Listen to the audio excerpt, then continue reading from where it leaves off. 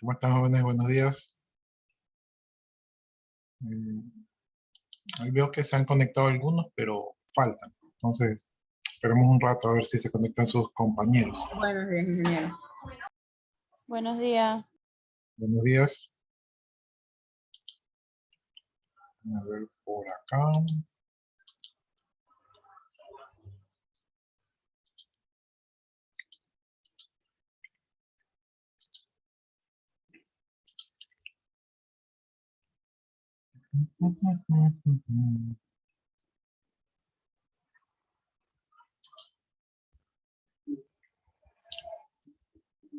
Creo que a ustedes no les he mandado deberes. Voy a revisar.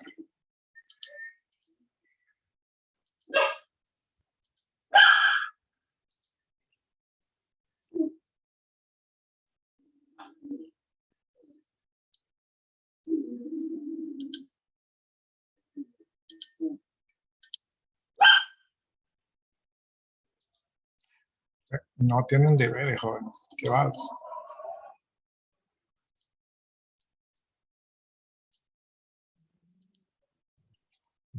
Esperemos que se conecten y ahí continuamos con la clase. Denme un minuto.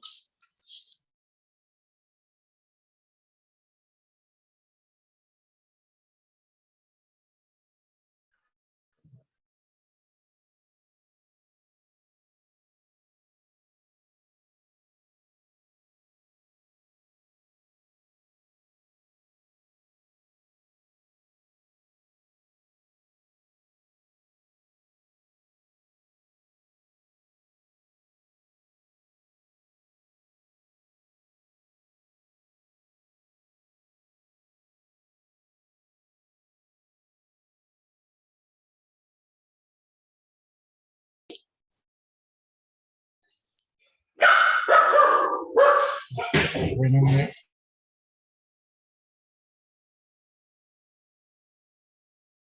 hasta eso, recuerden ustedes que tienen que poner sus dos apellidos y sus dos nombres para registrar su asistencia aquí. No se olviden de marcar la asistencia en el aula virtual. Pues tenemos que ir a Vale, pues yo lo que voy a hacer... Es muy mal armado, en verdad, como para la expedición. Pero bueno, se va a hacer el hecho entre poco y nos tendremos que ir a dormir, Vale, pues mira, vamos a dormir y vamos a expedición. ¿Vale?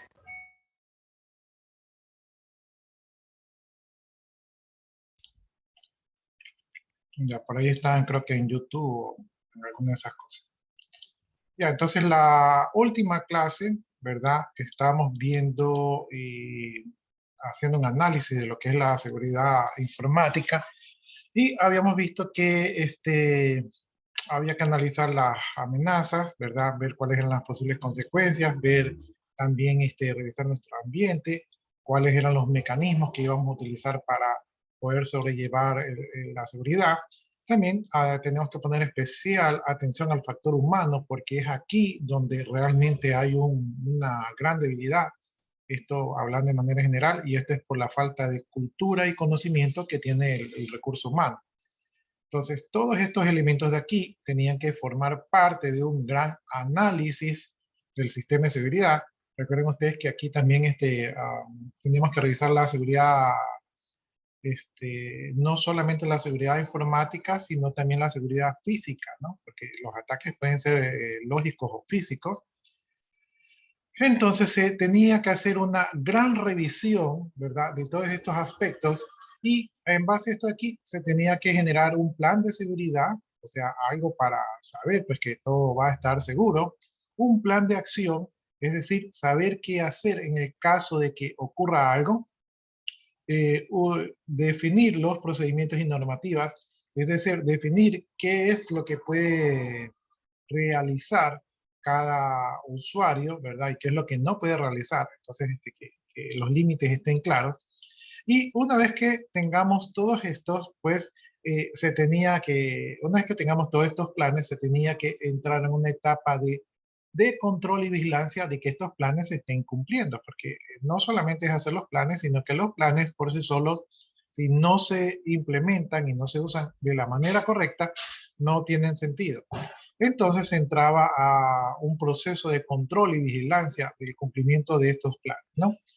Eh, Como se está vigilando los planes, a veces incluso el control no siempre es, no siempre es tan eficiente.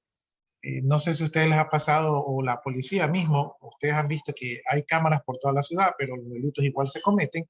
Entonces es porque el control no siempre está al 100%, o sea, el control no cubre todo y por lo tanto se necesita crear una auditoría, ¿verdad? Una auditoría es registrar todo lo que ocurre en el sistema, ¿no? Entonces, si el control es en tiempo real, ¿verdad? Y si en tiempo real nosotros eh, no logramos detectar el delito, entonces podemos recurrir a la auditoría, ¿verdad? Y con la auditoría, nosotros podemos revisar los sucesos que han ocurrido en el sistema y de esta manera hacer como una revisión cronológica del pasado, ¿no? Les decía yo que generalmente la auditoría,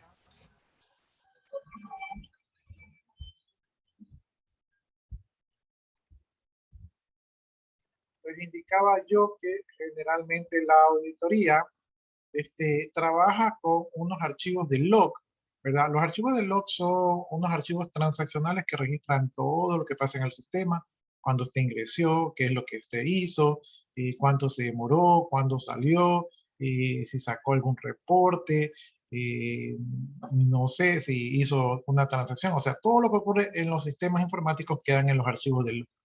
No. Ahora, para poder considerar de que todo esto va a funcionar de la manera correcta, generalmente se suelen hacer simulaciones, ¿verdad? Las simulaciones permiten evaluar, ¿verdad? Si los programas de seguridad, ¿verdad? Lo que se ha preparado realmente va a funcionar, ¿no? Entonces también cuando se hacen las auditorías de sistema, las auditorías de sistema también pueden detectar alguna novedad y pueden proponer una simulación, ¿no? Entonces la simulación revisa los programas, ¿verdad? Revisa todos los aspectos que tienen que ver con el plan que se ha establecido y permite probar si es que realmente va a funcionar y hacer las correcciones antes de que ocurra un ataque real, es decir, para no lamentarlo. Ya, entonces, esto era más o menos lo que teníamos que considerar, ¿no? Entonces, ahí está resumido lo que ya habíamos visto. Ahora vamos a ver la clasificación genérica por los tipos de ataque. Entonces, aquí tenemos ataques de monitorización, ¿verdad? El objetivo de estos ataques es estudiar el sistema objetivo y las potenciales víctimas en busca de debilidades, vulnerabilidades o puntos abiertos de acceso. Es decir, esto es como el campanero en la vida real, ¿no? Entonces, el campanero está, antes de hacer el delito, ¿verdad? Los delincuentes generalmente saben a qué horas entran, a qué horas salen, quién queda solo, eh, dónde guardan el dinero, qué día generan más dinero, dónde lo esconden, dónde están las cámaras de seguridad, cuánto demora la policía en llegar. Entonces, ellos tienen todo eso ya vigilado. O sea, los delincuentes no es que un día dijeron, mira, un local, lo voy a asaltar. No, ellos hacen una inteligencia previa. No. Entonces, aquí en los sistemas informáticos también se realiza una inteligencia previa, es decir, que nos están chequeando para ver por dónde nos pueden atacar, ¿no? Dentro de esos ataques de monitorización tenemos los shoulder surfing.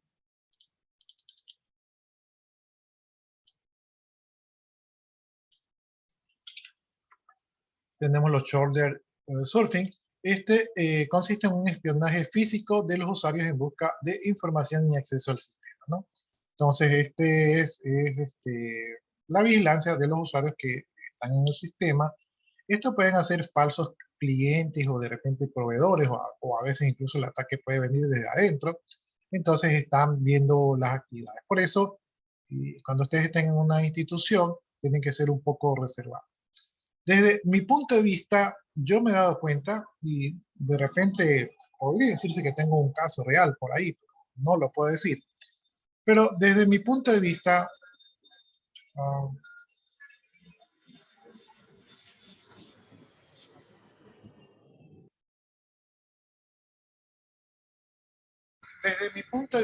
cuando en el área de la informática, la gente de la informática, por lo general la mayoría son varones y generalmente los varones pues tienden a hacer vida social después del trabajo, ¿no?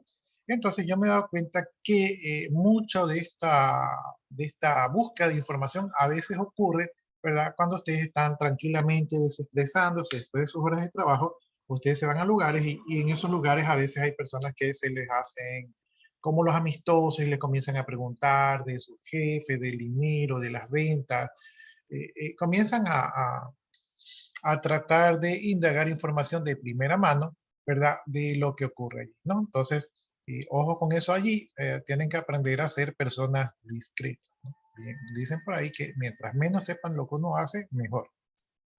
Bien, tenemos otro tipo de ataque que es la ingeniería social. Este es un fenómeno que hoy en día está creciendo día a día, ¿no? Y es uno de los ataques más sencillos. El atacante, pues, de alguna manera logra conseguir el acceso, o sea, el usuario y contraseña de sus redes sociales. Para los hackers, pues, es relativamente sencillo poder hackear una cuenta. Y generalmente utiliza a veces mecanismos de lo que se conoce como ingeniería social, ¿no? Entonces, de manera social, o sea, como que hacen una conversación con ustedes, o de repente simulan algún negocio, les sacan información. Finalmente, aquí el atacante logra conseguir, ¿verdad? Lo que es un usuario legítimo. Déjenme ver. Y aquí les resalto esto de aquí. ¿Ya? Entonces, el atacante logra conseguir el usuario legítimo, un usuario legítimo del sistema, ¿verdad? Y lo que hace es que obtiene acceso, o sea, con un usuario legítimo, entonces de esta manera logra ingresar al sistema y logra tener acceso, ¿verdad? Al sistema donde puede hacer diferentes tipos de ataques, ¿no? Algunos de esos tipos de ataques podría ser el conseguir la información, ¿verdad? O modificarla o eliminarla, dependiendo del tipo de ataque. Una variante de este tipo de ataque, o sea, para no hacer la ingeniería social, ¿verdad? Es inyectando lo que se conoce como un código malicioso, ¿no?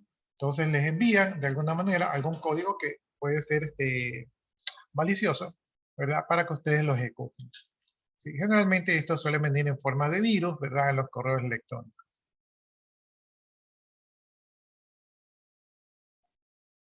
Ya, miren, aquí está que una de las técnicas es hacerles creer que se trata de un parche de seguridad que ustedes requieren, ¿no? Entonces, como les decía, la ingeniería social es lo que está de moda por estos días y debido a que realmente las personas son débiles, son fáciles de engañar, son confiadas, entonces yo pienso que esta ingeniería social va a seguir por mucho tiempo adelante. Bien, tenemos también el uso de programas trampas, ¿verdad? Este tipo de ataque suelen simular pantallas legales, ¿verdad? Entonces aquí vamos a callar, que simulan pantallas legales, donde les piden nombre de usuario y contraseña, y entonces de esta manera se apropian de su usuario, ¿no? Eh, Aquí les permiten el acceso al sistema, pero están guardando información, ¿verdad? Para determinar qué archivos, ¿verdad? Pueden ser vistos o pueden ser enviados por el atacante, ¿no? Entonces, este es el uso de programas trampas, ¿no? Donde de alguna manera ya tienen una parte de acceso al sistema. Bien, otro tipo de monitoreo que les pueden hacer es el escaneo de puertos, ¿verdad? Más adelante, creo que en el siguiente episodio vamos a ver que eh, todo, todas las comunicaciones de hoy en día se basan en un mecanismo de comunicación que utiliza un protocolo, ¿no? Entonces, esos protocolos tienen puertos, ¿no? Entonces, esos puertos son los que se escanean, son como puertas, imagínense ustedes un edificio con muchas puertas, Y el atacante lo que va viendo es, esta puerta está cerrada, esta está cerrada, esta está abierta, por aquí puede entrar, ¿no? Entonces los atacantes van revisando así todas esas puertas, o en este caso todos esos puertos, para descubrir qué puertos están abiertos y poder acceder al sistema, ¿no?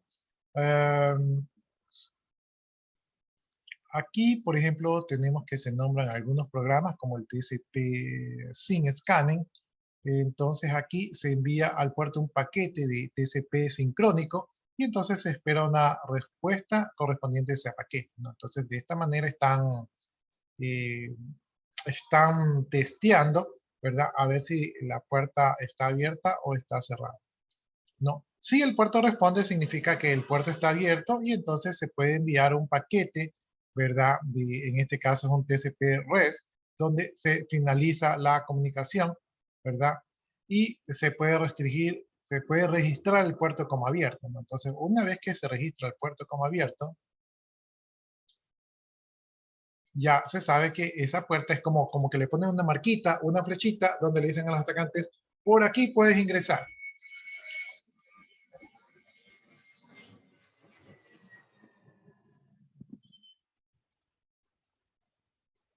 Ya, generalmente este tipo de ataques pueden ser detectados por los cortafuegos, ¿no? Hoy en día, obviamente, así como han evolucionado los ataques, también han evolucionado las protecciones.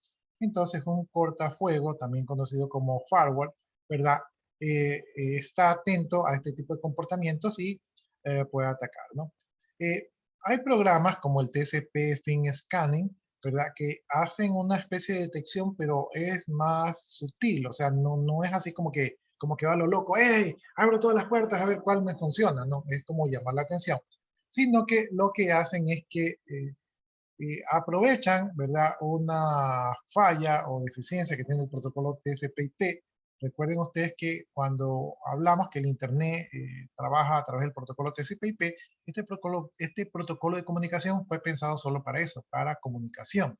No fue pensado para seguridad y por lo tanto su estructura puede tener ciertas debilidades, ¿no? Ya, entonces, ¿qué es lo que hace este programa? Lo que hace es que testea los puertos y los puertos cerrados van a responder con un TCP fin, ¿verdad? Y los puertos abiertos simplemente no van a responder. Entonces, el puerto que no responda ya se sabe que ese puerto está abierto, ¿no? Entonces, así se pueden detectar los puertos abiertos. Bien, otra de las metodologías que utilizan para poder monitorearnos es el fijoneo o lo que tenemos allí que se dice, déjenme ver mi inglés trucho, dice eavesdropping, ¿verdad? A ver, eavesdropping, ¿no? Porque la E suena como la A. Entonces, eavesdropping, ¿ya? Bueno, este tipo de ataque consiste, dice, en alterar la configuración de un ordenador para que pueda acceder a todos los datos, ¿no? Entonces ahí vamos a marcar que este aquí altera la configuración de un ordenador para poder acceder a todos los datos que pasan por allí, ¿no? Entonces prácticamente convierten al ordenador como un sniffing. Un sniffing es un programa que está revisando todo el tráfico de la red, aunque ese tráfico no sea dirigido a esa computadora se convierte en una especie como de esclavo o de herramienta, ¿verdad? Para que los atacantes puedan revisar el tráfico que está fluyendo a través de esa computadora y de esta manera obtienen información. Ya. ¿Cuál es el interés, verdad, de los atacantes de estar escuchando allí? Es de que generalmente se suele conseguir, ¿verdad? Datos de acceso al sistema mediante este método, ¿no? Entonces, ahí se pueden obtener datos de acceso al sistema o incluso se pueden obtener datos financieros, ¿no? Que estén ocurriendo por allí, como por ejemplo números de cuentas bancarias o números de tarjetas de crédito.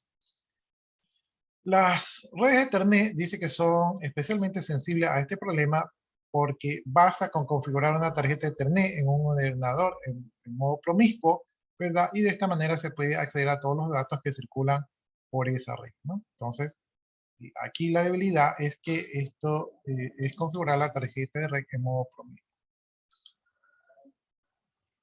Es decir, que la tarjeta de red permite todo el tráfico, entonces el hacker, apoderado de esa máquina, tiene acceso a todo el tráfico interno. Entonces ahí ya, una vez que usamos esta máquina de este modo, el firewall, ¿verdad? El firewall ya no tiene oportunidad de detectarlos porque ya se convierte en un ataque interno. Bien, por acá tenemos ataques de autentificación, ¿verdad?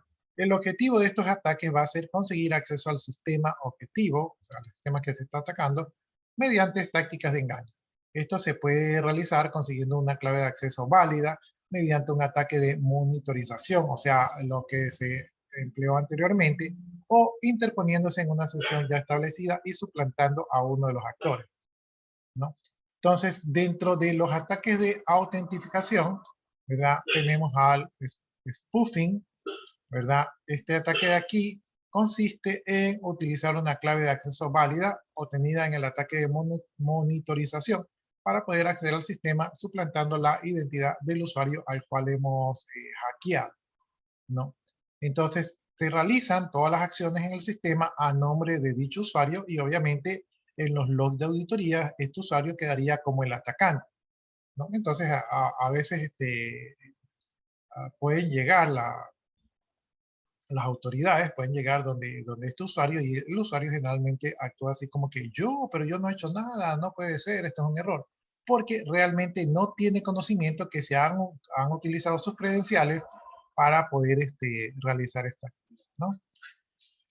Dentro de esta actividad, pues existe una variante, ¿verdad? Que se conoce como looping, en la que el atacante encadena accesos falsos en varios sistemas para hacer más difícil su localización, ¿no? Entonces, en vez de, o sea, accesa al sistema, pero una vez que accesa al sistema, genera otros accesos falsos, ¿verdad? Para que las medidas de seguridad no puedan detectar cuál fue el usuario que está infiltrado, pues, o el usuario que está comprometido. Bien, por acá tenemos otro tipo de ataque que es el IP spoofing, ¿verdad? Este es muy similar al anterior, es una variante del anterior, y este spoofing va a generar paquetes IP con dirección de origen falsa, ¿no? Entonces ahí vamos a marcar paquetes IP con dirección de origen falsa, ¿no? Entonces, va a aparecer que estos pertenecen a alguna máquina conocida o aceptada por la máquina para el objeto del ataque, ¿no? Entonces, al final, dentro del sistema, van a creer que la computadora que está generando estos paquetes pertenece a la red, y entonces cuando se quiera rastrear de dónde se originaron estos ataques, no se va a poder encontrar la máquina porque la máquina tiene falseada su identidad. Es algo así como que usted va a comprar una casa comercial con una cédula falsificada y entonces usted compra, lleva televisor, refrigeradora, cocina, ¿no? Entonces usted dice, miren, yo soy fulano de tal, ahí pone su cédula, ¿verdad? Y usted se va y luego el almacén cuando quiere verificar, cuando quiere cobrarle, dice, a ver, busquemos esta cédula y buscan el registro civil y el número de cédula no existe, ¿no? Entonces, simplemente se utilizó una identidad falsa. Tenemos el web spoofing, ¿verdad? En esta otra variedad del spoofing, aquí el atacante genera un sitio web falso. Este es bastante engañoso, ¿sí? Yo les diría que tengan cuidado con eso, ¿verdad? Y entonces este web falso es igualito o es gemelo, ¿verdad? Al web original. Entonces, una vez que la víctima, ¿verdad? Trata de ingresar a dicho sitio web, ¿verdad? La víctima obviamente tiene que poner su usuario y su password, es decir, que tiene que darse de alta, y entonces los datos son robados, ¿verdad? Y así se obtiene, se apoderan de la identidad de la víctima.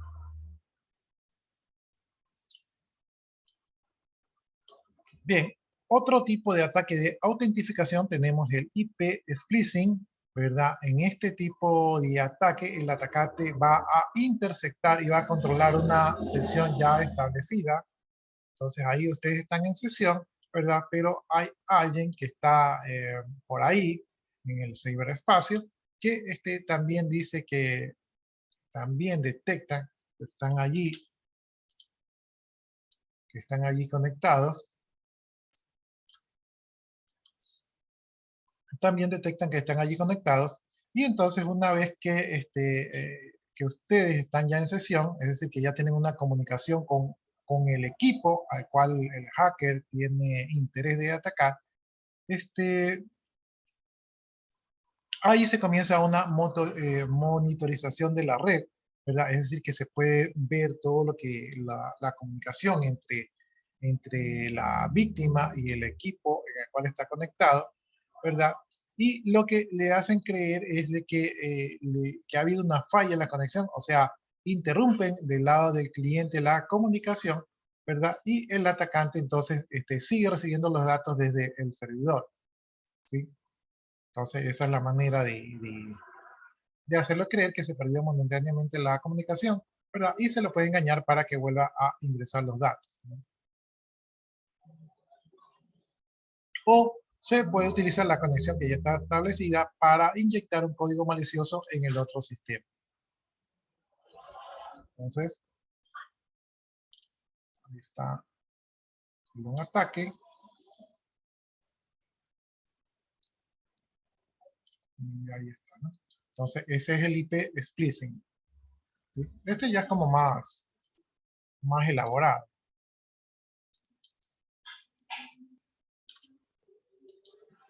Ya, tenemos los tradicionales puertas traseras. Estos de aquí ya son antiguos. Yo creo que les comenté que yo solía hacer en mis programas puertas traseras, ¿verdad? Pero no con un ánimo de hackear, sino con el ánimo de hacerme la vida un poco más fácil. Entonces, estos programas, ¿verdad? Son códigos que los autores los crean. En este caso yo era autor de programas, por lo tanto yo les ponía puertas traseras, porque así me saltaba todas las validaciones y podía hacer mi trabajo más rápido, ¿no? Mi interés era saltarme las validaciones y poder ayudar y corregir de manera más rápida. Entonces tenía una puerta trasera donde yo saltaba todas las validaciones y habilitaba todas las opciones del sistema. Esto para mí me facilitaba la vida, me hacía ser un poco más eficiente, pero también correspondía a un riesgo de seguridad. Lo que pasa es que en esas épocas no había tanto delito informático, entonces no era algo tan...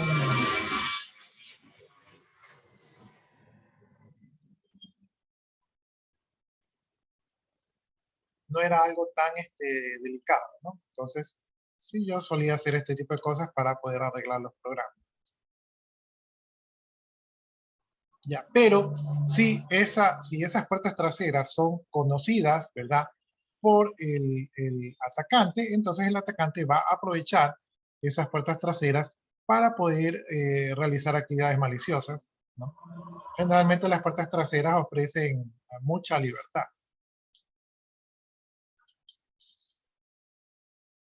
Bien, eso de las puertas traseras es algo así como cuando usted sale de su casa y en su familia pues dejan la llave en la maceta para que si a alguien se le olvida las llaves pues pueda ingresar, pero resulta que algún amigo suyo o algún vecino o algún atacante ve que usted guarda las llaves ahí en la maceta, entonces cuando usted se va, se coge las llaves y ingresa a sus datos, ¿no?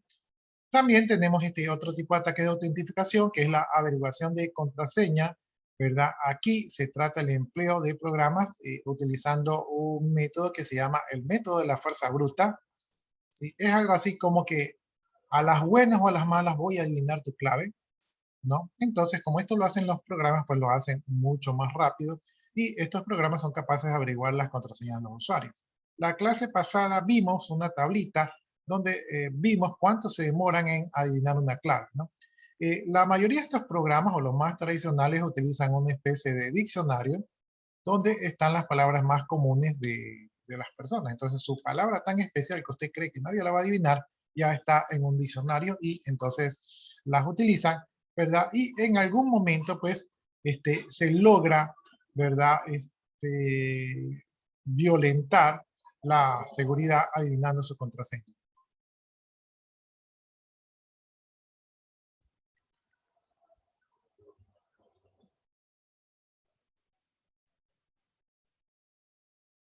Ya, aquí habla que esto no es así tan a lo bruto tampoco, sino que miren, aquí se menciona que hay una técnica donde se busca un archivo de contraseñas cifradas, ¿verdad? Entonces, cuando se busca el archivo de contraseñas cifradas, mediante este archivo de contraseñas, esto de aquí tiene patrones, y entonces el atacante puede, mediante ese archivo de contraseñas cifradas, puede de alguna manera, tiene un algoritmo que permite predecir cuáles son las contraseñas que se pueden utilizar. Entonces existe una especie como de orden, o sea, no es todo tan bruto, sino que hay un criterio para la selección de las contraseñas, ¿no?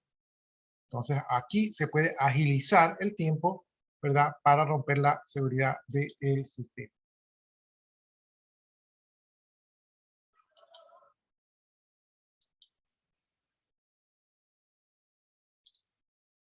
Bien, tenemos otro tipo de ataque, que es el ataque de denegación del servicio DOS, ¿verdad? Suena al antiguo servicio, al antiguo sistema operativo, el DOS, pero no. El ataque de denegación del servicio DOS es un servicio en que los servidores, ¿verdad? Están escuchando, ¿verdad? Esperando requerimientos de los usuarios. Entonces, la palabra servidor es porque tenemos un equipo que está atento, ¿verdad? A peticiones de los usuarios. Entonces, el ataque de negación del servicio DOS es que ataca directamente ese servicio para inutilizarlo, ¿no? Veamos mejor el concepto, que va a estar un poco más claro de lo que yo les digo. Ya, este tipo de ataque busca inutilizar el funcionamiento del programa o servicio que impide que otros usuarios puedan utilizarlo. Lo que le pasó al banco de Pichincha hace unos meses, recuerdan que la gente no podía utilizar los servicios, es porque estaba colapsado, ¿verdad? No podía dar atención. No es que el sistema estaba caído, sino que había muchas conexiones y no podía atender a todas esas conexiones, ¿no? ¿Cómo se atacan esos servicios? Pues se envían muchos datagramas. Los datagramas son paquetes de datos que se envían por la red. Y estos datagramas están cuidadosamente construidos, ¿verdad?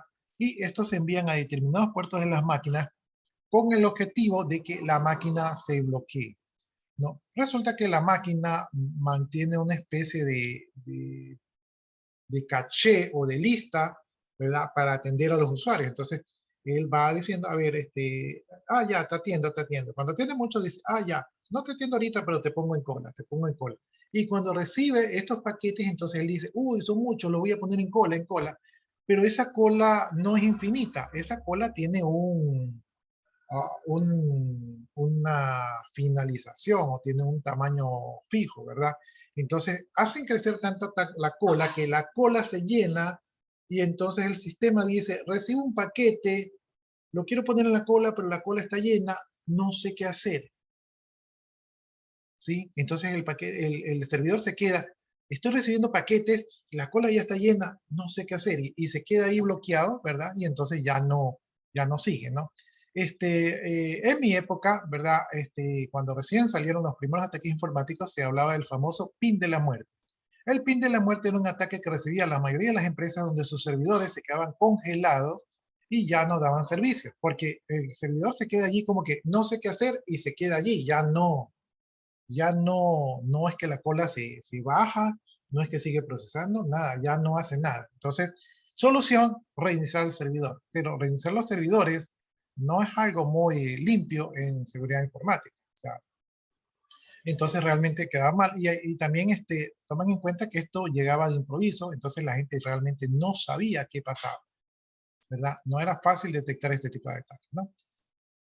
Entonces, esta técnica pues, emplea ataques masivos enviando una gran cantidad de solicitudes de acceso a un solo servidor. Aquí en el Ecuador, cuando fue el juicio de Julian Assange, ¿verdad? Fuimos el país número 1 en recibir ataques y el principal ataque que recibimos fue el ataque de negación de servicios.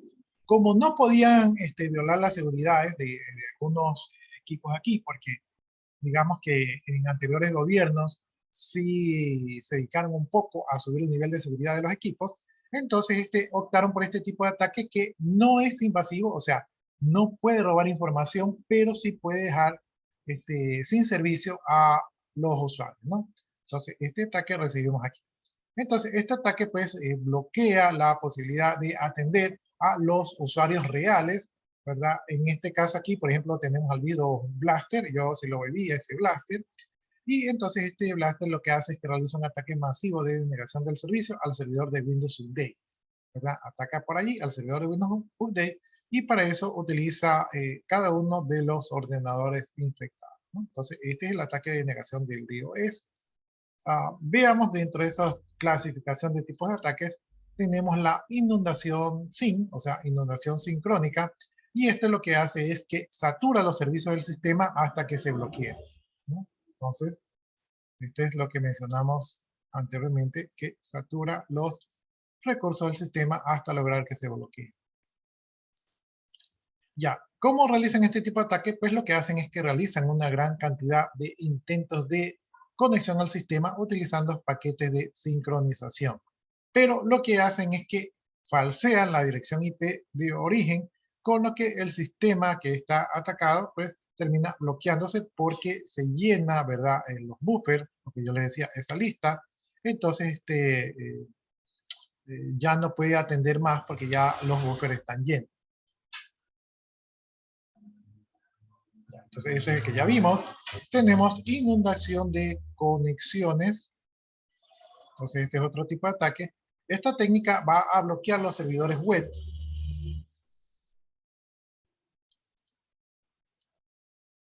Entonces, este de aquí bloquea los servidores web, ¿verdad? Los servidores web tienen un límite en cuanto al número de conexiones que pueden mantener simultáneamente, es decir, no son ilimitados, ¿verdad? Y el ataque consiste en mantener abiertas y con actividades todas las conexiones que aguanta el servidor y de esta manera monopolizan al servidor y no dejan realizar nuevas conexiones. Entonces, esto es cuando, no sé si a ustedes les ha pasado que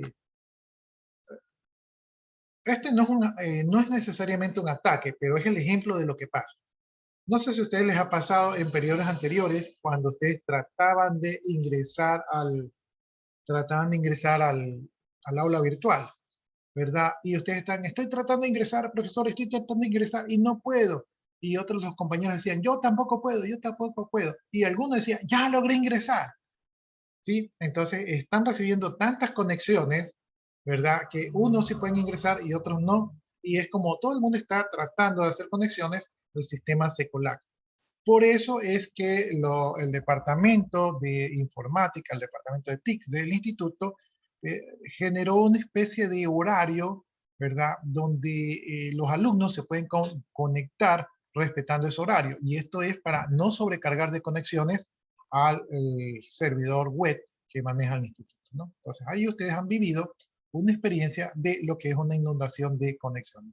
En el caso del instituto es porque realmente faltan recursos para ampliar las conexiones que puede soportar el servidor.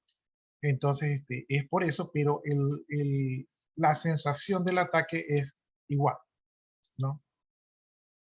Bien, tenemos la inundación de la red. El atacante satura la red con paquetes de solicitud de conexión de tal forma que no deje espacio para que otras conexiones legítimas se puedan realizar, ¿no? Entonces, aquí no se satura el servidor, aquí se satura la red. Esto ustedes lo podrían ver, por lo menos cuando yo trabajé con equipos de comunicación, los más básicos son los hubs, ¿verdad? Los hubs permiten conectarse todos al mismo tiempo y en los hubs de repente la red se ponía lenta. Y la red se pone lenta porque a veces hay mucho tráfico, entonces cuando hay mucho tráfico los hubs no son tan eficientes. Entonces los hubs sirven para pocos usuarios, pero si usted tiene un número muy grande de usuarios es mejor segmentar la red. Entonces allí se veía que la red generaba mucho tráfico, generalmente porque la gente se pasaba viendo videos del YouTube, entonces esto generaba mucho tráfico y la red se colapsaba, ¿no? Entonces eso es un ejemplo de lo que puede hacer un ataque de inundación de red. Obviamente, la inundación de red, el hacker inunda la red con paquetes fantasmas, no como yo les estoy diciendo que era una situación de comportamiento de usuario. Ya, entonces aquí el punto es la saturación de las conexiones. Ya, tenemos los broadcast storm o tormenta de broadcast. Los broadcasts es un tipo de comunicación que se utiliza en los equipos de comunicación, donde en vez de yo enviar una comunicación del punto A al punto B, ¿verdad? Yo envío una comunicación hacia todos los puntos que estén activos en ese momento. ¿Sí? Es algo así como que en vez de yo decir, alumno 1, usted me escucha, alumno 2, usted me escucha, en vez de dirigirme a todos ustedes, yo me dirijo a todos al mismo tiempo y estoy alumno 1, alumno 2, alumno 3, alumno 4. Entonces hago un broadcast, es decir, envío un mensaje a todos los equipos que estén en la comunicación, ¿no? Entonces, este aquí dice que es un ataque muy simple, pero de consecuencias terribles, y lo que se trata es de enviar un ping, un mensaje, ¿verdad? Bueno, aquí dice, se trata de enviar un ping a una dirección broadcast. Un ping realmente genera un mensaje falso, y cuando se lo envía a una dirección de broadcast, entonces el broadcast lo que hace es que lo envía a todos los equipos que están en la red, ¿verdad? Entonces ahí se produce una saturación. Y aquí se falsea la dirección del atacante sustituyéndola por la máquina de la víctima. ¿Qué es lo que ocurre? Que como el PIN requiere una respuesta, todas las máquinas de la red le van a dar la respuesta a ese equipo, entonces ese equipo pues va a estar saturado, ¿verdad? Por una multitud de pins, ¿verdad? Que pueden llegar a ser miles, depende de la institución, ¿verdad? Entonces se satura y obviamente no puede atenderlos la red, el ancho de su red que está dedicado solamente a atender los pings, y puede llegar incluso hasta bloquearse. Entonces ese es el broadcast storm. Entonces, jóvenes, ya hemos visto algunos tipos de ataques, ¿verdad? Que pueden sufrir sus instalaciones. No sé si alguno de ustedes tenga alguna pregunta. Miren, aquí está el tema de la tablita de las claves, ¿no?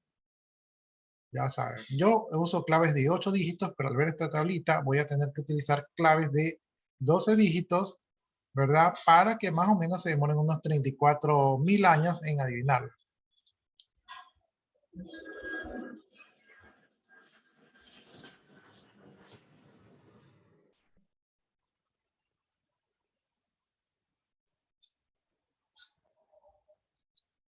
¿Preguntas, jóvenes?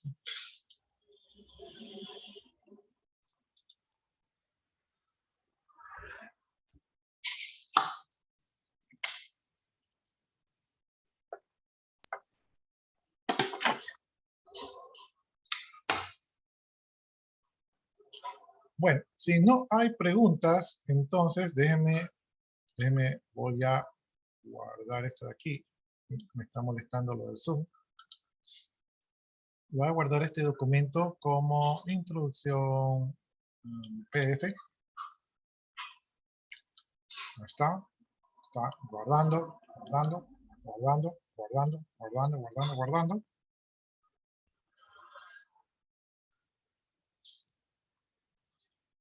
Ya, creo que no lo ven. Déjenme compartirles nuevamente.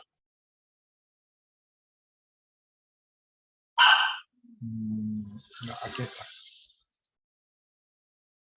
Ya, entonces aquí está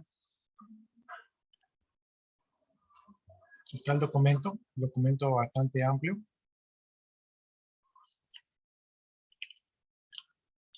Y vamos a ver cómo puedo hacer para compartir ese documento.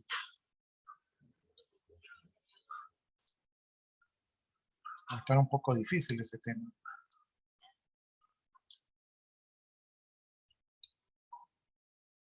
Ya, aquí tengo esto, acá tengo esto de aquí. Déjenme irme a mi Drive. Y aquí es mi Drive. Déjenme ver. Tengo asignaturas. Tengo... No debería tener por aquí seguridad. No la tengo. No, va a estar un poco difícil esto porque no la tengo. Voy a crear, ¿cómo hago para crear una carpetita? Aquí vista cuadrícula, bla, bla, bla, calendario. Ah, ya, aquí hay un más.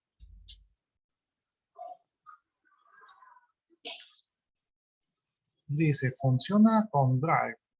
Y esas cosas no tengo ni idea de eso. Entonces no ha sido por ahí. Ya, vamos a ver, botón derecho, con botón derecho, ahí está, con botón derecho funciona. Vamos a poner seguridad Informática. Informática. Ya, y dentro de esa carpetita de seguridad informática, yo lo tengo como clases. Entonces voy a crear otra carpetita que se llame clases. Ya, en esta carpetita que se llama clases, voy a poner la clase de introducción. Entonces, ahí está subiendo, subiendo, subiendo, subiendo, subiendo. Sube, sube, sube, sube. Y mientras eso está subiendo, ¿verdad? Entonces aquí voy a poner obtener un vínculo. Este vínculo lo voy a permitir para todas las personas que tengan el vínculo, es decir, que va a ser algo así como público.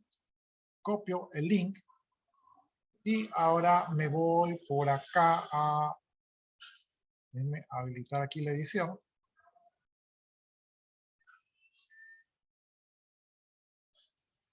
Y habilitar la edición voy a adicionar un recurso. Este recurso va a ser un URL. Y en este URL le voy a copiar primero el URL antes de olvidarme. Ahí está el URL y aquí le vamos a poner introducción.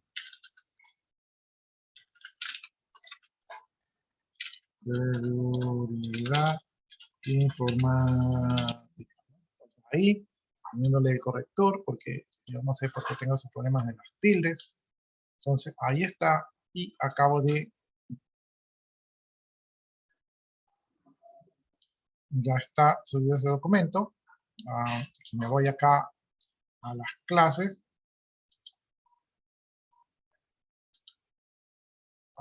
Allí está la introducción a seguridad informática, pero se generó por allá donde no era. Entonces eso tiene que estar acá en unidad 1, ¿verdad? Material de apoyo, ¿no? Entonces ahí está introducción a la seguridad informática.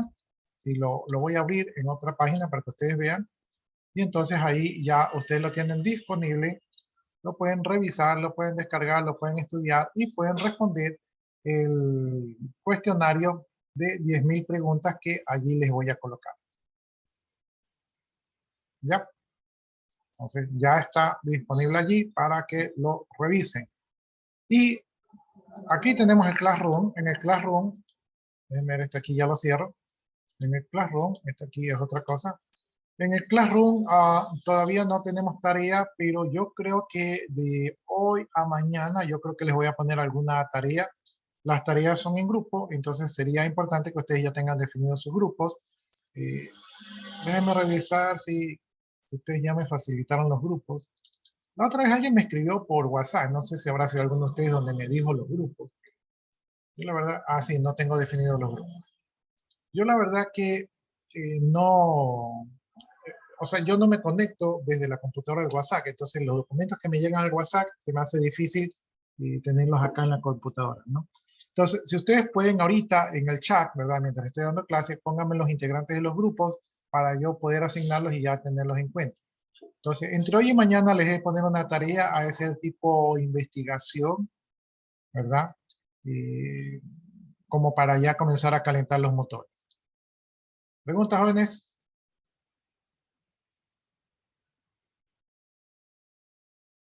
Puede tener ingeniero, entendido.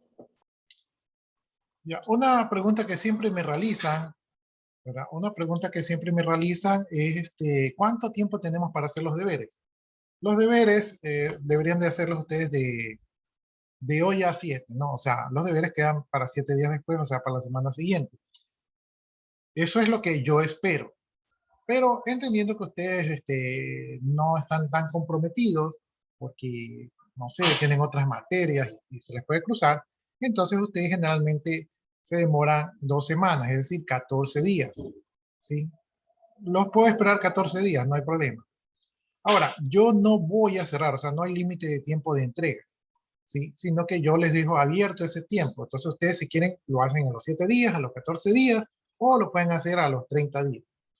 El punto es que yo no los voy a presionar con el tiempo de entrega, pero lo que sí yo tengo la fecha límite es 2 semanas antes del examen. 2 semanas antes del examen yo comienzo a calificar todas las tareas que me han entregado para ya conocer sus notas. Entonces necesito que ustedes me realicen las tareas para yo tener que calificar, y eso es 2 semanas antes del examen, ¿no? Entonces el límite final es 2 semanas antes del examen. Ahora, yo les doy la posibilidad de que ustedes lo hagan en 7 días, en 14 días o en un mes, ¿verdad? O al último, pero eso no es buena estrategia para los alumnos. Cuando usted deja al último, generalmente se le arma una bolita de nieve, es decir, se le acumulan todos los trabajos y generalmente al último los otros compañeros también envían muchos deberes, entonces usted tiene un cerro de deberes que realmente se va a estresar mucho, ¿sí? La estrategia correcta de ustedes debería ser hacer los deberes apenas pueden, ¿sí? Entonces, si usted lo puede hacer en los 7 días, sería fantástico para ustedes, porque así les queda más tiempo para después. Si ustedes los hacen las 2 semanas, porque en esta semana otro compañero docente les envió mucho trabajo y para usted dijo estratégicamente, a ver, me dedico primero al profesor anterior y ahora me dedico a este profesor, y también es buena estrategia. Lo que es mala estrategia es decir, ay, qué pereza, esta semana no quiero hacer los deberes. Ah, la otra semana nos mandaron otro deber. Ah, la otra semana tenemos que estudiar. Ah, ya lo dejo para el último. Sí, ahí lo hacemos todo rápido. Eso es una mala estrategia porque se le va a acumular. La mayoría de los alumnos que hacen eso al final están apurados, ¿verdad? Se dedican hasta a copiar, no hacen nada, entonces no se los recomiendo. No es buena estrategia, ¿no? Ah, por otro lado, obviamente cuando los trabajos recién los envían, entonces yo cuando recién los envían, yo los reviso y digo, ah, chévere, lo hicieron rápido, ah, se equivocaron, pero bueno, ya. Pero cuando me envían al último los trabajos, yo digo, ah, tuvieron más tiempo. Entonces tuvieron la oportunidad de corregir errores que cometieron los otros grupos. Tuvieron la oportunidad de hacer una mejor presentación. Cometieron un error que ya a estas alturas ya debería estar claro. Entonces, mientras más pasa el tiempo, soy más estricto, ¿verdad? Me fijo en más detalle, ¿verdad? Y cuando ustedes envían más rápido, soy como que más permisivo, ¿sí? Entonces, estratégicamente hablando, les conviene enviar los deberes lo más pronto posible. Es lo mejor para usted, ¿no? Yo por mí, con que lo envíen hasta 2 semanas antes del examen, por mí no hay problema. Pero no es bueno para ustedes porque los conocimientos frescos los tienen ahorita. Ya después ustedes no saben ni dónde estaba ese material ni nada de eso, entonces se les dificulta, ¿sí? Ya, eso creo que sería todo. Ya, entonces déjenme ver ahora qué más vamos a hacer.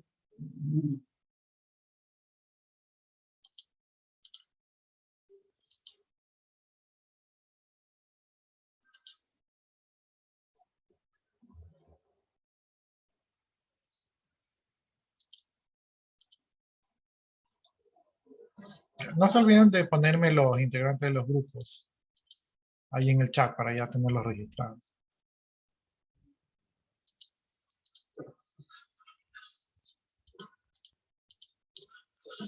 Ya, otro tema que tenemos que desarrollar ahora es la introducción a la arquitectura de redes. Justamente yo hice un trabajo con la compañera que está dando la asignatura en la tarde.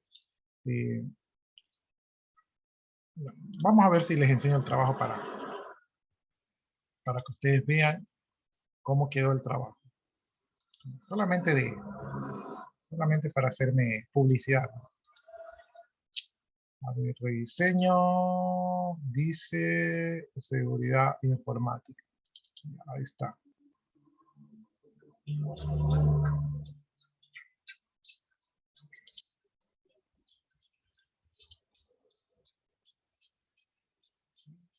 Pues se me fue el zoom. A ver, no, esto no es. No, por acá. Se me perdieron los botones del zoom. A ver, por acá. Acá están.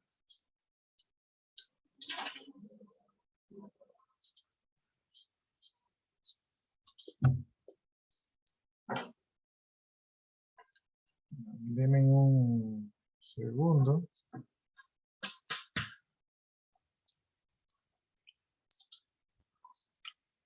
Ya, miren, nosotros estuvimos trabajando y justamente me tocó esta asignatura, ¿verdad? Este es un análisis del PEA que hicimos, ¿verdad? Entonces ahí analizamos el PEA y entonces con la compañera pues encontramos que se podía mejorar. Realmente el contenido no cambió mucho, lo que cambió fue el orden, ¿no? Entonces lo que nosotros estábamos proponiendo pues es así hacer la introducción a la seguridad informática, conceptos básicos, estudios y certificaciones, ¿verdad? Ahí están todas las certificaciones propuestas, etapas del ethical hacking. Entonces ahí tenemos introducción a ethical hacking, reconocimiento, escaneo, dentro de escaneo todos los temas relacionados con eso allí. Esto del escaneo es algo de lo que acabamos de hablar, de los tipos de ataque. Obtener el acceso, mantener el acceso, limpiar huellas son parte de las etapas del ethical hacking. Unidad 3, metodologías de ataques y herramientas. Entonces aquí hablamos de las metodologías, la Open Source Security, de testing metodología, ¿verdad? De la OSSTMM, Google Hacking, interrogación de DNS y algunas herramientas. Dentro de esas herramientas pues tenemos que se trabaja con la distribución de Kali Linux, que es lo que tiene ya todas las herramientas incluidas. Entonces se analizaron las herramientas de Kali Linux, que son todas estas de acá. No son todas, son las más importantes o las que más se utilizan. Y en el capítulo 4 pues se habla de la criptografía de seguridad. Aquí está, miren, aquí recién están redes cableadas, arquitectura TCP/IP, acuerdo de 3 vías. Entonces lo que vamos a ver ahorita nosotros lo estamos proponiendo para después, porque como que el tema está un poquito más relacionado, ¿no? Y también hay un capítulo 5 de seguridad perimetral, que ese capítulo se lo dejó casi intacto, es decir, que no se lo tocó. Entonces, esa es la propuesta que hicimos. Realmente el contenido no cambia, sino que lo que cambia es el orden, ¿no? Entonces, como les decía, este tema aquí tal vez a mí personalmente no me gusta que esté aquí, pero lo va a poner, ¿no? Porque hay que respetar lo que dice el programa de estudio, el programa de estudio actual. Ya, ¿cuáles son los objetivos de este capítulo? Pues recordar conceptos de redes básicas, ¿verdad? Ver el modelo OSI, la arquitectura TCP/IP, los conceptos acerca de la capa de transporte, conceptos acerca de la capa de red, conceptos acerca de la capa de enlace, introducir el concepto de redes de área local y virtual, o sea, las VLAN. ¿Qué vamos a ver aquí? Vamos a ver el modelo OSI, la arquitectura TCP/IP, la capa de transporte, la capa de enlace, las redes de área local virtuales, ¿verdad? Y entonces este sería el desarrollo. Ya, solamente como para saber, como para hacer. No sé si ustedes ya han visto el protocolo TCP/IP en otras asignaturas, ¿sí? O qué tanto lo desarrollaron.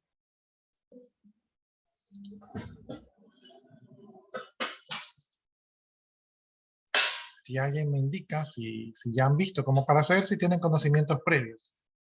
Si tienen alguna materia de comunicaciones o de redes. ¿O no? Sí vimos sobre las capas de enlace, el modelo, todos los dos modelos. Sí tenemos algunos conocimientos. ¿En qué asignatura vieron eso? En redes. Ya han visto redes, ya, entonces estamos bien. Entonces, como dice aquí, solamente vamos a recordar. Bueno, entonces hablemos entonces del modelo OSI. Como ustedes ya saben, el modelo OSI es un modelo de referencia de cómo deberían ser los protocolos de comunicaciones. Entonces es un modelo base y generalmente siempre se lo compara con la arquitectura del modelo TCP/IP, que ya es un modelo funcional. No, entonces el protocolo de control de transmisión y protocolo de internet, realmente el protocolo TCP/IP es una colección de varios protocolos, ¿verdad? Entonces este protocolo pues es el que permite poder implementar una red de comunicaciones. No era el único protocolo, pero es el protocolo que más ha crecido y es el que ha prevalecido. ¿Sí? Antes habían otros protocolos, por ejemplo Microsoft tenía su propio protocolo de comunicación. eh, las redes, ¿cómo es que se llaman estas redes? Era con N. Nobel. Las redes Nobel tenían su propio protocolo de comunicación, pero prevaleció el de TCP/IP por ser el más aceptado, ¿no? Entonces, esto fue creado en el año 1970, ya ustedes saben, por la DARPA, la Agencia de Departamento de Defensa de los Estados Unidos, ¿verdad? que lo que quería es hacer una red de comunicación militar y eso evolucionó en la ARPANET, ¿verdad? Entonces, eso para acá arriba, eso se convirtió en la Internet y el resto es todo historia, ¿no? Dentro del modelo de descripción de protocolos, estos de aquí van a proveer la conectividad de extremo a extremo, ¿no? Entonces, el punto es que nos permite conectarnos de un punto al otro y como el modelo indica, ¿verdad?, cómo conectarnos y cómo los datos deben de ser formateados, direccionados, transmitidos, enrutados y recibidos por el destinatario. En pocas palabras, es como la receta para poder transmitir utilizando los medios físicos de la red, ¿no? Entonces, es la receta lógica de qué es lo que tenemos que hacer. Bien, veamos ahora el modelo OSI. El modelo OSI consta de una capa de presentación. La capa de presentación lo que hace es la que permite que las aplicaciones interpreten los datos, ¿verdad? Y esta capa de presentación puede encriptar, puede comprimir o puede codificar los datos en un modo estándar, ¿no? Entonces, la capa de presentación es la que está aquí, ¿verdad? Es uno de los niveles altos. Eso significa que de la capa de aplicación con el usuario hay una interacción directa. Después de la capa de, bueno, aquí se me voló la capa de aplicación, no la veo por aquí. Déjenme ver. Sí, ya, la aplicación es la que interactúa con el usuario. Entonces, aquí está la capa de aplicación. La presentación es la que formatea los datos para que vayan a poder ser transmitidos, ¿no? Entonces, ¿sí? Ahí estaría esa. Luego tenemos la capa de sesión, ¿verdad? La capa de sesión es la que va a sincronizar los puntos de comprobación y recuperación de los intercambios de datos, ¿sí? Entonces esta es la capa, es como que hace el enlace lógico entre los dos puntos. Veamos, dice, en Internet se omite estas capas, estos servicios, si son necesarios, deben ser implementados en la capa de aplicación, ¿no? Entonces aquí está hablando ya de una diferencia entre el modelo OSI y el modelo TCP/IP. Bien, de aquí, ¿verdad? De aquí nos saltamos directamente a las capas del modelo TCP/IP. En las capas del modelo TCP/IP tenemos la capa de aplicación, de transporte, de Internet y de red, ¿no? La capa de aplicación, aquí se incorporan las aplicaciones de red estándar, ¿verdad? Entonces aquí tenemos servicios como de Telnet, como de SMTP, como de FTP y otros servicios que están allí. Estas son directamente aplicaciones con las que el usuario puede interactuar, ¿verdad? También está en las aplicaciones de red van a permitir una comunicación mediante capas inferiores, ¿no? Entonces, desde aquí, ¿verdad?, para abajo serían las capas interiores, cada capa cumple con una función específica. El software de esta capa se va a comunicar mediante uno o dos protocolos de la capa inferior, ¿verdad?, que sería la capa de transporte, ¿no? Los protocolos con los cuales la aplicación se va a comunicar con la capa de transporte es utilizando los subprotocolos TCP o UDP, ¿no? Entonces, de ahí el nombre de TCP/IP, ¿verdad? Imagínense, podría ser más largo, TCP, UDP, IP. ¿Sí? Quedaría un poco más largo. Entonces, solamente estamos hablando del primer protocolo TCP, ¿verdad? Para Internet. Entonces, pero, como les decía, TCP/IP tiene una colección de varios protocolos, entonces aquí estamos hablando del protocolo TCP y del protocolo UDP, ¿verdad? Posee servicios de red o aplicaciones que brindan al usuario una interfaz con el sistema operativo. Entonces, esto lo encontramos en la capa de aplicación. Luego, bajamos un nivel más a la capa de transporte. Si utilizamos el TCP, este es un protocolo orientado a la conexión. Si utilizamos UDP, este es un protocolo orientado, no orientado a la conexión, ¿verdad? Entonces tenemos dos protocolos según el tipo de comunicación que deseamos. Conectado a la conexión quiere decir que estamos pensando en que sea algo rápido, ¿verdad? Y cuando utilizamos UDP, quiere decir que estamos pensando en algo que puede ser pensado un poco más como, no, o sea, no tiene que ser rápido, sino que lo que tiene que ser es seguro.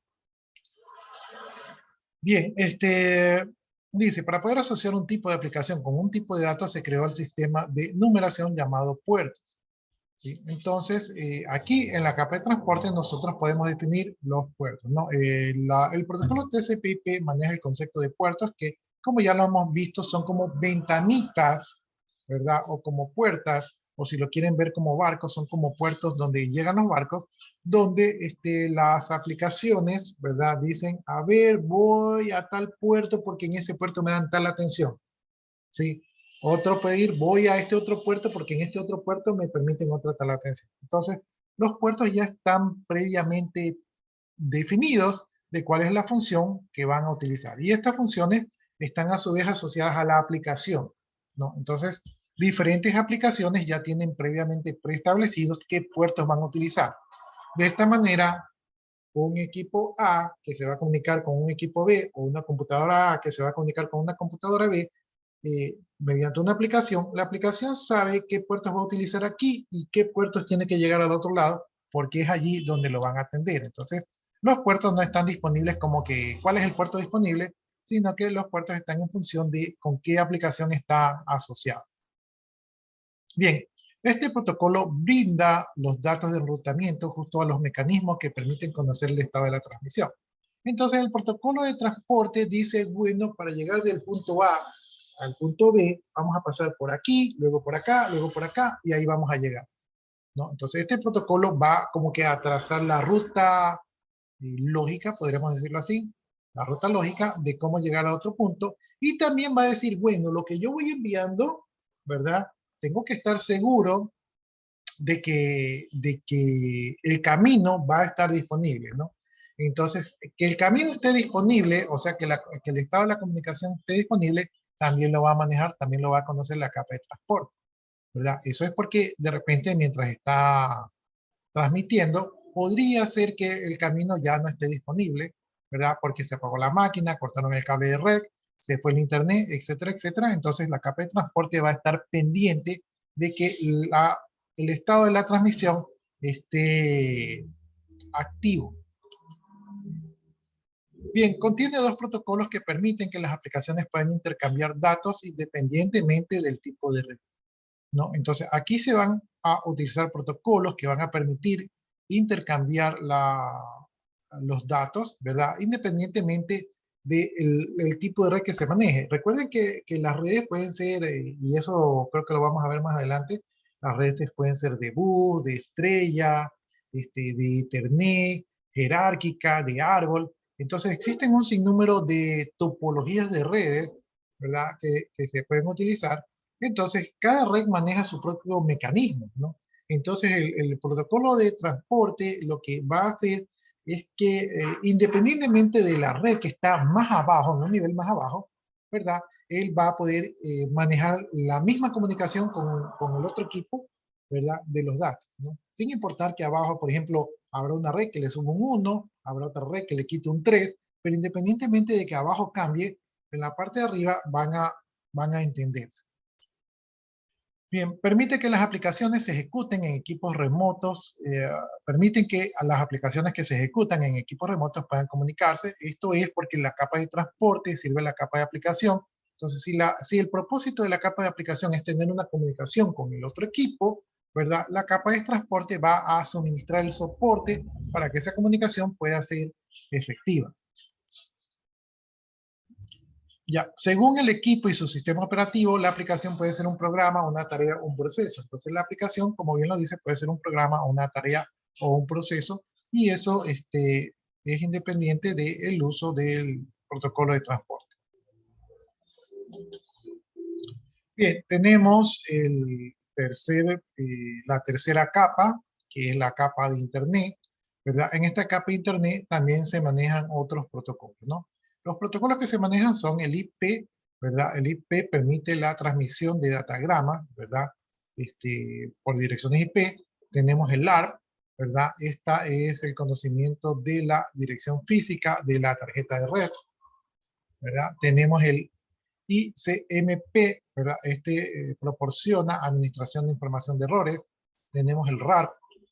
Aquí permite averiguar, ¿verdad? Para la PC su dirección IP, ¿no? Entonces, tenemos un subconjunto de protocolos que trabajan ya a bajo nivel, o sea que ya estos protocolos sirven para una comunicación un poco más física, ¿verdad? Esta comunicación sirve para enlazar ya puntos físicos, ¿sí? Ya, aquí se definen los datagramas y administran las nociones de las direcciones IP. Entonces aquí ya se definen por direcciones lógicas de ruteo de IP. Permite el enrutamiento de datagramas, que son paquetes de datos, ¿verdad? Los datagramas son paquetes de datos. Entonces estos paquetes de datos se enrutan, ¿verdad? A los equipos remotos junto con la administración y su división y ensamblaje cuando los reciben. Esto de aquí, imagínense ustedes que la comunicación son como...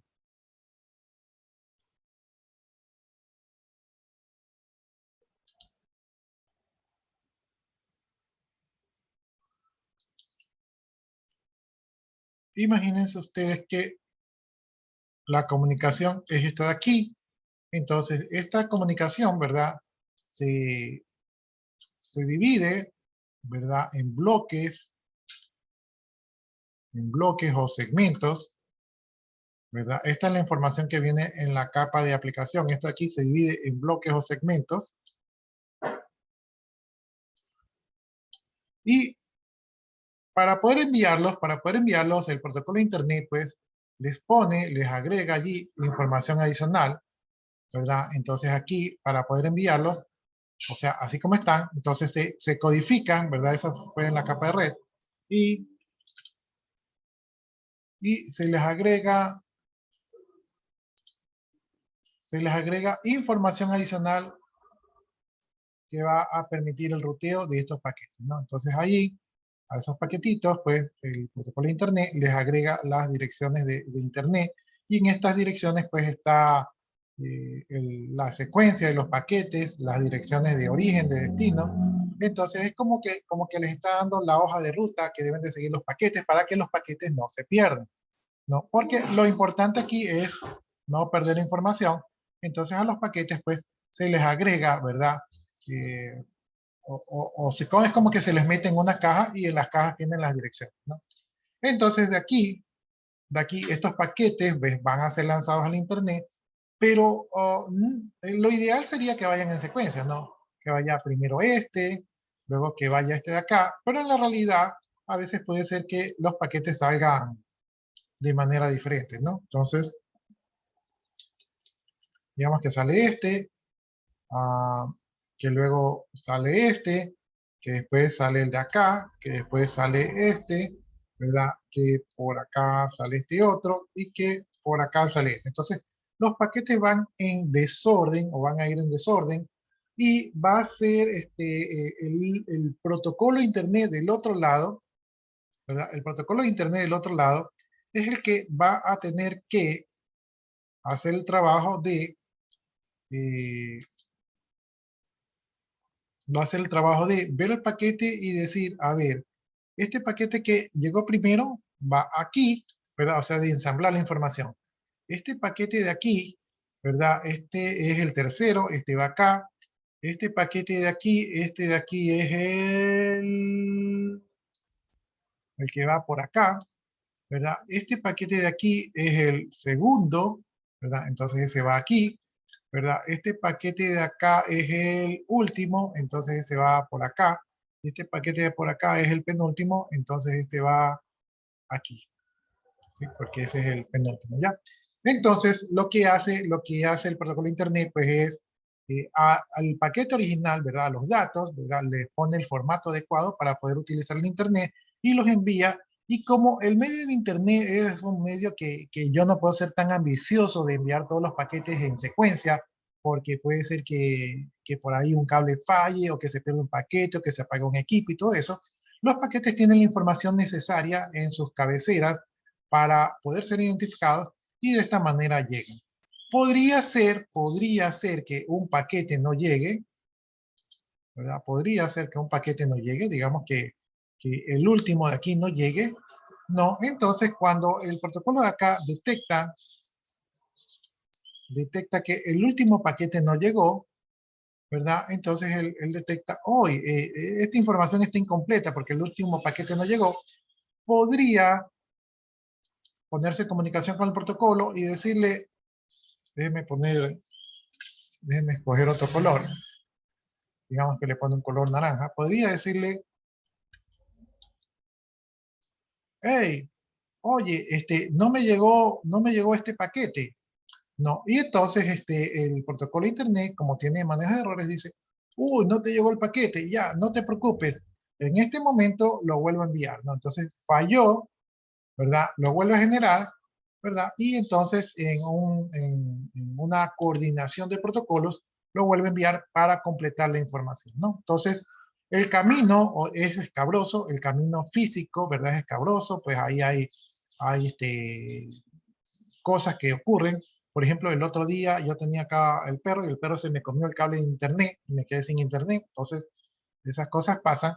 Entonces, esta es la manera que se maneja este protocolo. Ya, no sé si hasta ahí tienen alguna pregunta.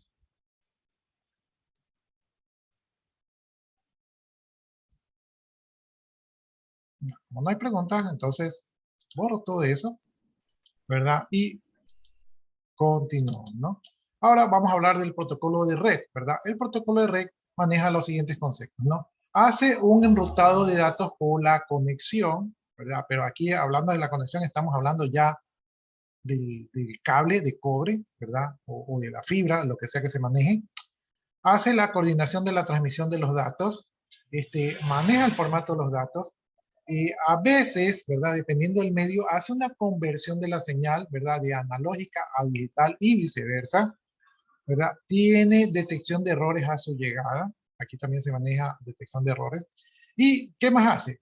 Ofrece capacidad de acceder a cualquier red física. Entonces aquí ya él dice, bueno, me voy por este cable, me voy a ese puerto físico, me voy por ese equipo del otro lado. Entonces este de aquí ya maneja las direcciones físicas, ¿verdad? Brinda los recursos que se deben implementar para transmitir datos a través de la red.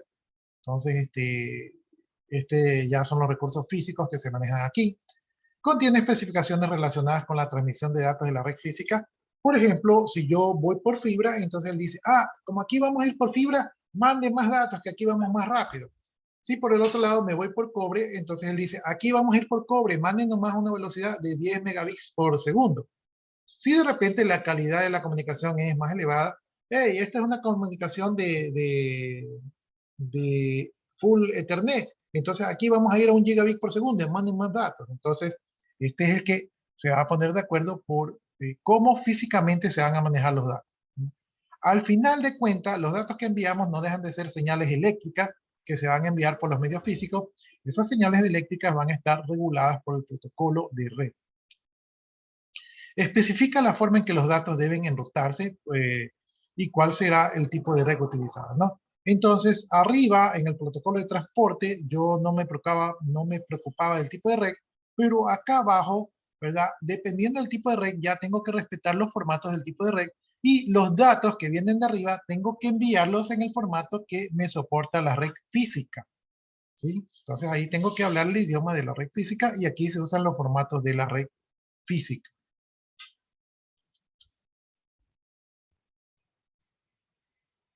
Bien, entonces aquí seguimos hablando del protocolo TCP/IP. Esta es la arquitectura, ¿verdad? Tenemos las capas de aplicación, transporte, red, enlace y física, ¿verdad? Por acá creo que llegamos hasta la de red, ¿ya? Y entonces en la capa de aplicación, bueno, ya vimos esto, soporta las aplicaciones de red, sigue interfaz con el usuario final, tenemos los servicios que pueden ofrecer. La capa de transporte es la transferencia de datos de extremos a extremos entre procesos, se utilizan los protocolos TCP o UDP, según sea el caso. Vimos la capa de red, que es el direccionamiento y enrutado de datagramas de origen a destino. Aquí se utilizan los protocolos IP y protocolos de ruteo. Tenemos la capa de enlace, ¿verdad? La capa de enlace que viene a ser la capa física, es la que une las redes, pero a nivel físico, ¿verdad? Entonces aquí se utiliza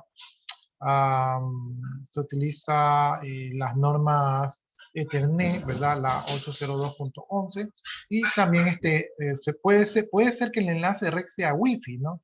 O sea, yo he hablado de medio de cobre y he hablado de medio de fibra, pero me olvidé de las Wi-Fi. Casi como no estoy muy acostumbrado a utilizar la Wi-Fi para transmisión de datos, me olvidé de ello, ¿no? Y tenemos la capa física. La capa física, pues, es la que envía los datos físicamente. O sea, aquí ya va en voltaje, aquí ya va en señal eléctrica, ¿no? Entonces, en aplicación tenemos pues un mensaje que puede ser un PDU, ¿verdad? En transporte tenemos un TPDU, ¿verdad? En red tenemos un RPDU, ¿verdad? Y en enlace tenemos un EPDU, ¿no? Entonces son diferentes tramas, ¿verdad? En las cuales se va descomponiendo la información para poder transmitirla. Si comparamos el protocolo TCP/IP con el protocolo OSI, ¿verdad? Entonces vamos a ver que el protocolo TCP/IP tiene las 4 capas, donde la capa de aplicación del protocolo TCP/IP viene a abarcar el protocolo de aplicación de OSI, la de presentación y la de sesión, ¿sí? Entonces las 3 capas la maneja la aplicación. La capa de transporte viene a ser equivalente a la misma. La capa de internet viene a ser equivalente a la de red, el protocolo OSI, y la capa de red maneja el enlace de datos y el enlace físico que vimos anteriormente, ¿no? Entonces la capa de red maneja estos dos protocolos de aquí. Si vemos la capa del modelo OSI, ¿verdad? Vemos más o menos cómo son los datos. Pongámosle aquí datos de la capa del modelo OSI. Ya, si vemos cómo son los datos, vemos que en la capa de aplicación se maneja datos, en presentación datos, en sesión se maneja datos. En la de transporte ya tenemos segmentos, ¿verdad? En la de red ya mandamos paquetes. En la de enlace ya mandamos frames, ¿verdad? Y en la parte física ya mandamos bits o señales eléctricas, ¿no? Entonces, esta sería la analogía de cómo se va descomponiendo la información.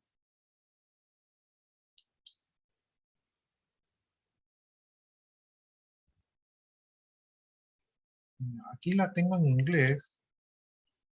Déjame ver si hago el proceso de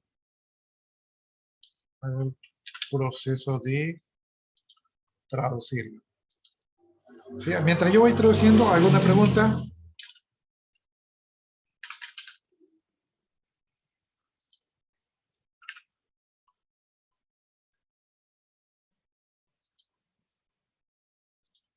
¿Preguntas, jóvenes?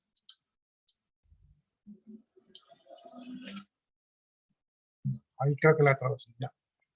El tema de la encapsulación es como que yo tengo algo y lo envuelvo en otro, lo meto en otra caja con otras etiquetas y eso la pongo en otra caja con otras etiquetas y eso en otra caja con otras etiquetas. La encapsulación es como ir poniendo capas, ¿verdad? Y cada capa le da un funcionamiento adicional en la información, ¿no?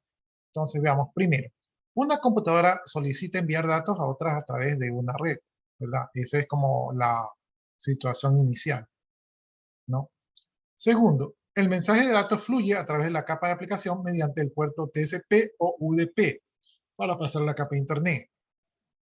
Tercero, el segmento de datos obtiene el direccionamiento lógico en la capa de internet a través del protocolo IP, ¿no? Entonces aquí ya sabe dónde está el destino de manera lógicamente. Y luego los datos se encapsulan en un datagrama, ¿no? Entonces, esto debería ir por acá, ¿ya? Entonces, aquí ya vemos que tenemos lo que es un datagrama. Déjenme ver si puedo habilitar esto.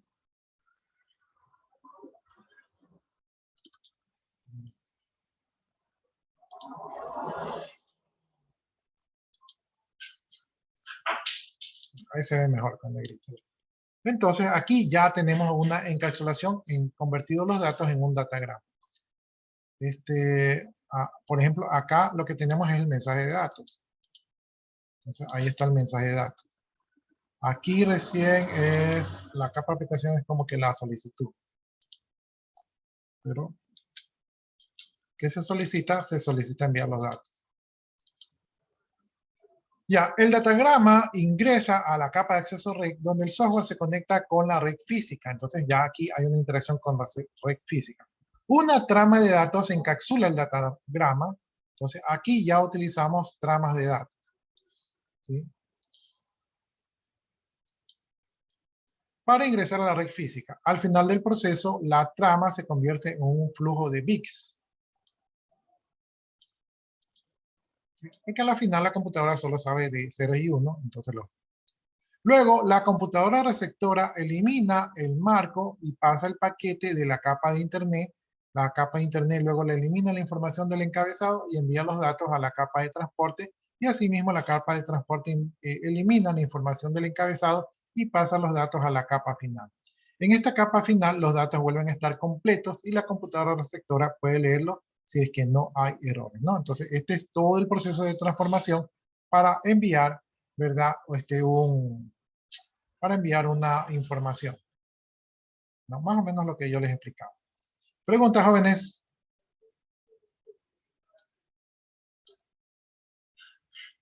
Ya, entonces, si no hay